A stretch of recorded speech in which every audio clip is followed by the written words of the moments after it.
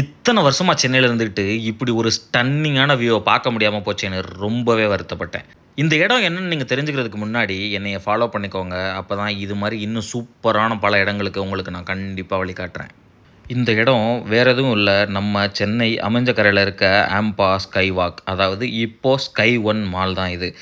இந்த மாலுக்கு நெறைய தடவ நான் போயிருக்கேன். இங்க பிவிஆர்ல படம் பார்க்கறதுக்கா இருக்கட்டும், இல்ல டிமார்ட்ல போய் ஷாப்பிங் பண்றதா இருக்கட்டும், இந்த மாலுக்கு நெறைய தடவ போயிருந்தாலுமே, இதோட மாடியில டர்ஃப் இருக்கு அப்படின்னு எனக்கு தெரியவே தெரியாது. நான் கேஷுவலா ஒரு தடவ ஃபுட்பால் ஆட போறப்ப தான் இந்த இடத்துல டர்ஃப் இருக்கதே பார்த்தேன். கிட்டத்தட்ட 7, 8 மாடி நீங்க வந்து பைக்க மேல வரைக்கும் ஓட்டிட்டு போறதே புதிய அனுபவமா இருக்கும். நீங்க அங்கே பார்த்தீங்கன்னா, ஒரு பக்கம் டர்ஃப்ல ஃபுட்பால் ஆடிட்டு இருப்பாங்க. இன்னொரு பக்கம் கிட்ஸுக்கு வந்து பாஸ்கெட் பால் கோச்சிங் அந்த மாரி கோச்சிங்லாம் நடந்துட்டு இருக்கும். அங்கே தான் இந்த ஸ்டன்னிங்கான வியூ இருக்கத பார்த்தேன். வானத்தோட நீளத்துக்கு போட்டி போடுற மாரி சென்னை சிட்டி வளர்ந்துக்கிட்டே போக, இது ஒரு மாலை பொழுதுல சூரியன் அஸ்தமிக்கிற நேரத்தில இந்த காட்சிய பார்க்கறதுக்கு ரொம்பவே கண்கொள்ளா காட்சியா இருந்துச்சு.